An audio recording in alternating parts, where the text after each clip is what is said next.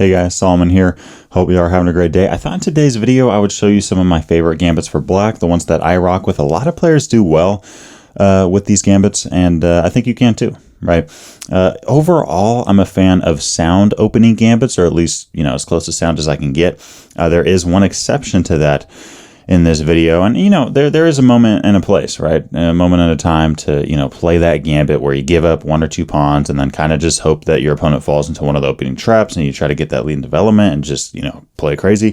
There's nothing wrong with that, right? But it is good. It is good to play some gambits that are very sound and that can work even at the master and grandmaster level. So let's just hop into it. The first few are actually against the move of e4. Let's first take a look at e5. Now, I know when we usually see e4, e5, we start thinking, oh my gosh, white has so many openings they can play against us. Aggressive system, Danish Gambit, King's Gambit. Look, if you play e5, I mean, that is a classical option for black. The classical option, right? e5 and knight c6. So if you study your theory, you're going to be okay. Against the King's Gambit, for example, I actually don't recommend taking on f4. That might be the computer move, and it's not like this is a mistake necessarily, but for most players, I think that by taking on f4, you're kind of just doing what white wants you to do, right? Instead, I recommend two different options. One of them is bishop c5, which is, by the way, not a gambit, okay? Basically, this move just tries to prevent white from castling kingside. I myself played the King's Gambit in tournaments, and I'd quit because I hated seeing bishop c5, and I also hated seeing this move of d5, okay? Right when I saw d5 played with the Falkbeer Countergambit, I was just like, why did I play f4? I mean, seriously, and I'm not the only King's Gambit player out there that says this. I've heard other King's Gambit players say that d5 is highly annoying, and it's very sound, okay? All of a sudden, it's white who's the one that has to be pretty careful, okay? Black can make a little misstep here, and they're probably going to be okay. White makes a little misstep, they could lose the game on the spot. For example, let's just say they take on e5. Well, now we play queen h4 with check against the king, and we have a nearly -7 advantage, okay? I mean, that's pretty good for move 3. The whole idea here is that if you play g3, we go check, and then we say thank you for the rook, right? And if you go king e2, we're going to take on e4, the king goes back, and okay, right, bishop c5 would check, the king's soon going to be lured out to g3. I don't know many players that want a king on g3 this early on in the game, okay? Maybe in the end game, but not right now, okay? So all that being said, we see this move d5. White has to be careful not to take on e5 because queen h4 is absolutely crushing for black. The most popular option here for white is taking on d5, and in that case we have a couple of different options. One of them is just advancing the pawn. The other one is actually capturing on f4, and again, white has to be careful, right? If they just kind of move a piece, we throw in a check, and the best move white has is king e2, okay? Not a good situation for white there. You don't want your king leading the charge and blocking off your bishop and your queen, okay? That's really why you played e4, right? To activate these pieces. You usually don't want to, fill it in with something like king e2, right? But okay, let's say white plays g3, which is, a mistake here. We can take on g3, and I kind of just wanted to share this idea. Okay, you can use this as black or white. If you're playing as black, if you have a pawn on f4 and you throw in a check, a little short side check, or if you're white and you have a pawn on f5 and you throw in a little short side check. By the way, short side check is basically referring to the diagonal in which we attack the king, right? Like, for example, from the black perspective, right? This king on e1, this would be a long side check, right? This would be a short side check. Short side checks are extremely dangerous because just look at white's positioning of their pieces, right? If we check this king, the only thing that can block is a pawn, right? But if we block from this direction, hypothetically, a bishop could block, a knight could block 2 different ways, and a queen could block, right? So short side checks are very dangerous. But all that being said, if someone gives you their pawn and you capture, right, and they play a move like knight f3, in this case, you don't got to run away with the queen, right? You don't got to throw in a little check or something or run back to h5. You can actually just give the queen away. And the whole point is that you're going to get it right back, and they don't have a rook in the corner of the board, right? So here we're just +5, and yeah, black's just crushing. I don't really think white has much to show except maybe bad king safety. Okay, I mean, even if you want to throw in a little check, bishop e7, right? And this king's just, all these pawns are gone. It's just not good. Okay, so again, white has to be very careful even here, right? They got to play a move here like knight f3 so that queen h4 is not available. Now as black, we're just going to develop. Okay, now I think a very key idea is actually playing knight f6 and capturing on d5, not just to win a pawn back, but also to defend the pawn on f4. Okay, white should start thinking about ideas like bishop c4 and c4, trying to kick this knight. Okay, even then, black's totally okay. But what you see the most in online chess is white castle and play a move like d4. Okay, the issue with this, the issue with not keeping your pawn on d2 is that the moment you do this, if our knight's on d5, we have this option available, right? Three-way fork. And yeah, it's just, this is a hard position to play with as white, right? Bishop b5 check is actually the computer line. In that case, we're going to play c6, ready to capture back on e3. Black still +1, okay? But notice if white takes on e3, which is, again, the most popular option online, we're actually not going to take the bishop back, right? Instead, we're going to play this move, right? Take on c4, because now we're attacking a rook and the bishop. The best thing white can do is take on f4, and we now win the exchange. We are +2, play a move like bishop d6, black here, you know, simply with a big material advantage. Okay, so, you know, white, you know, there's a lot of ways that, you know, white can go wrong, right, in the Falkbeer Countergambit. By the way, all these openings, I'll have, you know, full kind of, you know, videos on them in the description. So if you want to learn more about these openings, you can click down below. That, you know, this video is more of just kind of me sharing, you know, what the opening is and just, you know, kind of an intro, right? But okay, so yeah, that's the first one. Okay, the Falkbeer Countergambit, very aggressive. And really sound option for black. Okay, if you study the, you know, the Falkbeer Countergambit, you're going to be wanting to see the King's Gambit, and that's a great place to be, right? So, okay, going back to the move of e5, what if we see the move of knight f3? Well, in this case, you know, there are some fun gambits. The Latvian can actually be pretty solid, or maybe not solid, but dangerous, right? Against, you know, depending on who you play against. It's not very sound though. The Elephant Gambit is actually not too bad with d5. But I would say my favorite gambit here is actually knight f6 and then knight c6 with the Stafford, right? And this is one of those gambits where you give up a pawn and then you just start developing like crazy and you try to find opening traps, right? I made a video covering the top 7 opening traps, and if you've ever watched Eric Rosen, I'm sure you've seen him wipe, you know, IM, GM level players at times with this. So even Nakamura fell into a trap apparently. So I mean, that's pretty crazy right there. But okay, I mean, what do we do at this point? We're just trying to develop, right? We're really looking at f2. So we're going to want to put our bishop on c5 and put some pressure on that pawn, right? One of the many traps that can happen is, like, let's say white plays something like d3, just trying to hold on to the pawn. We play bishop c5, right? As expected, move like bishop g5, white is completely losing, right? One move like bishop g5, which may seem kind of natural, white's lost, right? I mean, first off, I want to mention bishop e3 is not some kind of saving grace here. Okay, we're just going to take, and again, queen h4, common theme here, short side check, very dangerous. You play g3, we're taking with the knight, we're winning the rook. Okay, so that doesn't work there. Going back, if you decide, you know, okay, I want to take the knight, well, in that case, we're going to take on f2 with check, trying to distract the king from d1. And if you try to hang on to the queen, well, we're just going to force you to run away anyways, okay? And notice here, in the Stafford, one of the best things about the Stafford is that if you get some kind of trap like this and you win the queen, white here doesn't have any kind of bishop b5 check, right? Ideas winning the queen back. This can happen in some openings, right? Depending on the variations, but with this pawn on c6 and the pawn on f7, this king is very well shielded from any kind of checks from white diagonally, right? So that's definitely a plus. And finally, going back here, let's say white goes, oh, you have a queen. Well, now we take on f2 a check, bishop g4. We just won the game at move 8, okay? And, you know, that's just a fun one. The Stafford Gambit's fun, especially in speed chess, really. Okay, I don't really recommend the Stafford necessarily in a long-term time control if you're playing, you know, in an over-the-board tournament or something, but bullet, blitz, it's a lot of fun, right? But okay, going back, let's look at this move of e4. There's another gambit that I wanted to mention, and it's, you know, I've really been playing it since I was a kid. It's this move d5, and then after e takes, the main line is queen takes, right? But here there's this move of knight f6, which can actually lead to a lot of fun chess. I know at the beginner levels, you see this move c4 a lot, right? Once you get into the more advanced levels, they're like, look, I'm not even going to try to defend that guy. I'm just going to, play a move like d4 or just develop. And okay, we take back with the knight, right? But what happens if white tries to hang on to this pawn? Back in my youth days, I can't tell you how often I saw this move, right? White here just pushing and trying to hang on to their pawn. Makes sense. But now we play c6, right?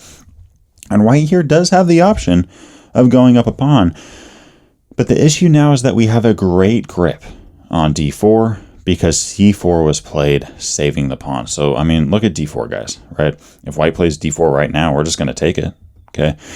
If white plays something like knight f3, we're going to play e5, furthering our strong support on that d4 square. And at this point, our bishops are going to get heavily involved, okay? I mean, really what it comes down to is the fact that white can't play d4, so they're going to have to eventually put their pawn on d3. I see this all the time. And, often I play a move like bishop c5 at some point, right? Putting some pressure on f2. That can be a lot of fun. The computer move here is actually e4, and there's nothing wrong with that, obviously, right? Just blasting this position open. If you like that position, go for it. I mean, the big advantage there is that white's king's not going to be able to castle. Our king is, right? Potentially with check against the king, right? And then on top of that, we're going to win that pawn back, right? So, okay, here e4 is an option. Take the queen, take the pawn. We're only down one. Quick development, fun game. Another option here is bishop f5. I myself am kind of a fan of this. I mean, ever since I was a kid, I just look at this backwards pawn on d3, which will receive no further support from the pawns.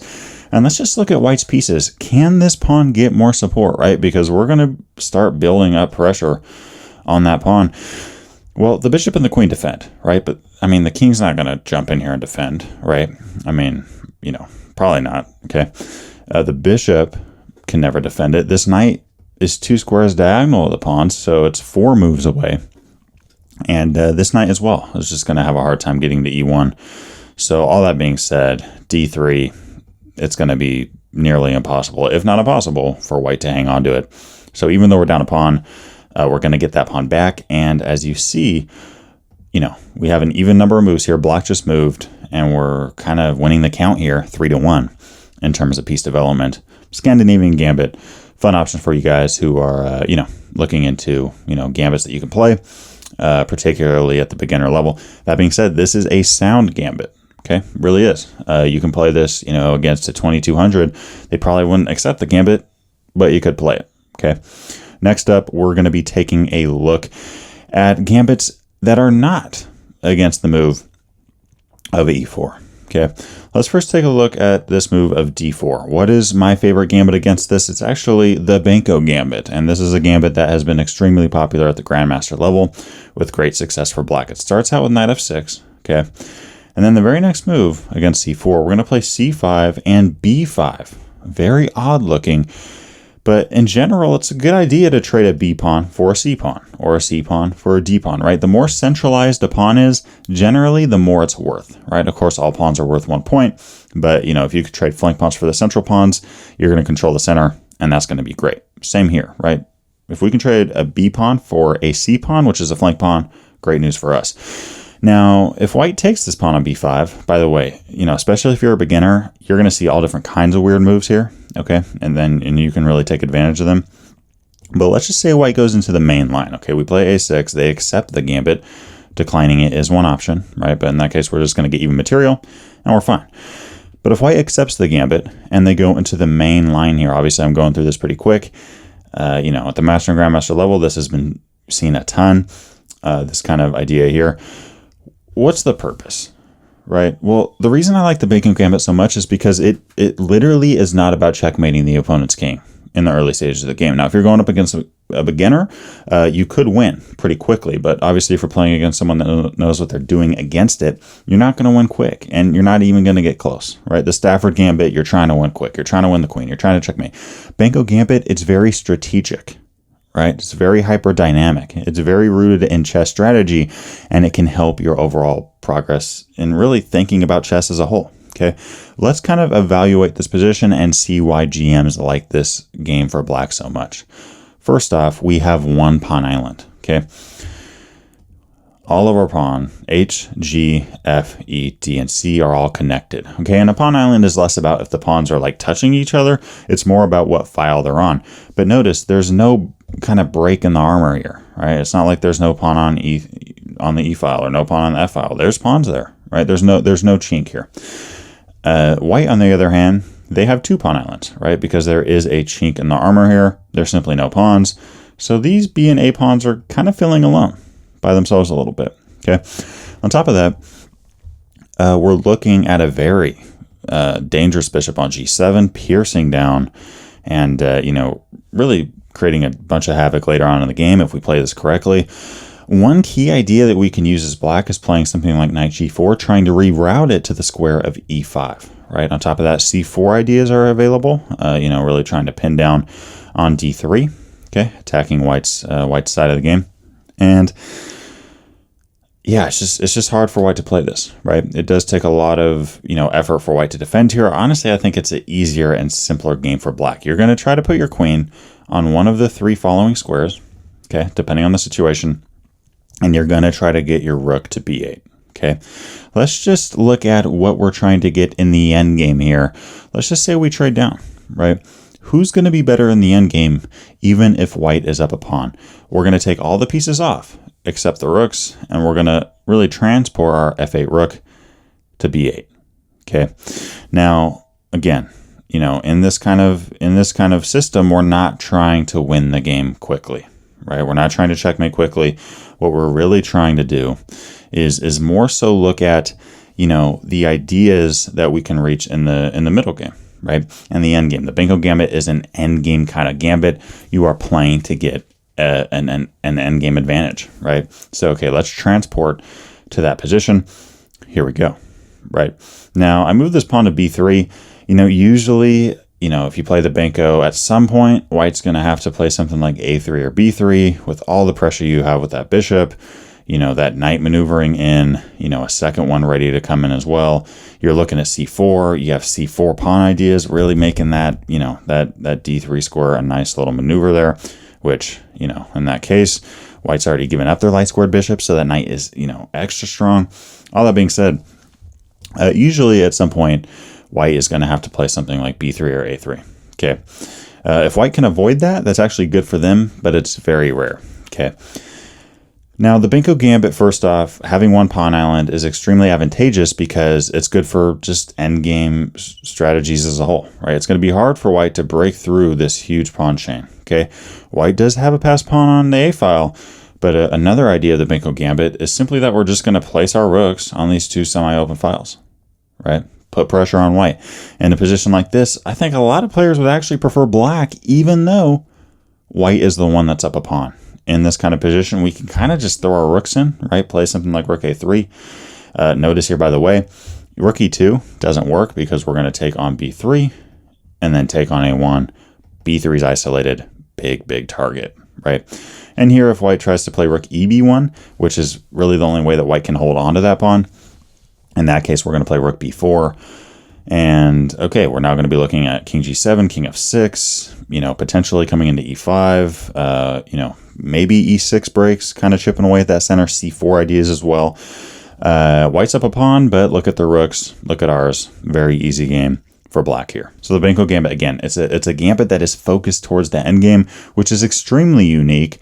Let me know in the comment section if you can think of another gambit for black that is more, or even for white, that's very endgame oriented. I myself at the moment can't think of one. The Benko Gambit really stands out in that sense.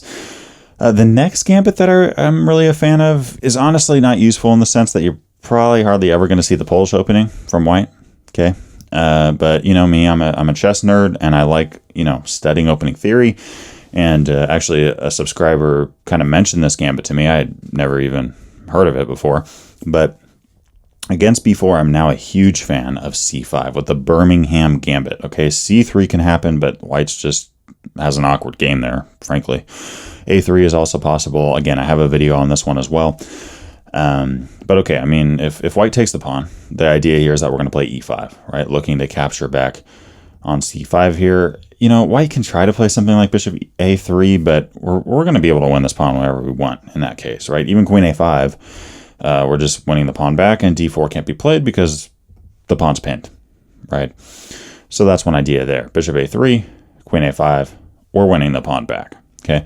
One attempt that could be kind of good is d4. In that case, we're going to capture back, but notice the positional advantage that we have here. True, we do have an isolated pawn, but white has an isolated pawn and double isolated pawns, and particularly the pawn on c5 is extremely weak. c5, the square of c5 is one of the easiest squares for black to attack in the opening, right? The bishop on f8 already does it. The queen, very well posed to win this pawn back. The knight can come to a6 at some point. In this case, I'm actually a fan of just kind of developing with knight f6. You know, here playing bishop e7. Knight c6 is a little bit problematic because of queen e3 check, which I cover in the video. But okay, bishop e7. And at this point, once I get these guys going, okay, now I play knight c6. Queen c4 can be played. You know, at any point, we could just check and then win the pawn back, right? And black's fine there. But I am kind of a fan of this move b6. Okay. b6, a lot of fun. We're looking to take towards the center and then potentially make a d5 break. If you take on b6, we capture back with the queen, attacking the bishop, looking at that very weak pawn on f2. And it's just a fun game to play, right? We're down a pawn, but, you know, in terms of development, they have 3 developed. We have 4 developed, and we're 1 away from castling kingside, which is going to give us a +2 on that move. If you move the queen back, we throw in a check. And, okay, bishop c3, we play queen c7. Many of you are wondering, wait, why did we check and then go right back? Well, it's because we'd rather have the bishop on c3 than b2, right? A move like knight d2, we play rook b8, and black has, according to the engine, a slight advantage there. And if knight c3, we're completely winning because either white's going to lose their queen or they're just going to drop their bishop. Okay, so those are the gambits that, you can start thinking about. The openings that I have covered, I will leave a description down below. Warning, some of them are a little bit old, okay? Back when I was starting YouTube and the audio wasn't as good, and I just wasn't, as experienced with teaching, and I'm still trying to get better at that. But all that being said, these are fun openings, and yeah, a lot of them are recent. The Benko Gambit one is pretty old. I might kind of do an updated version on that and go more in depth. But if you do watch the Benko Gambit video, you'll still get some solid ideas out of that. I'm thinking about playing the Benko Gambit tournaments, but you know me, I love the hippo. It's hard to go away from the hippo, So, but yeah, let me know down in the comment section below, what gambit in this video you like the most, and let me know what gambits for black you like to play. As always, appreciate you guys.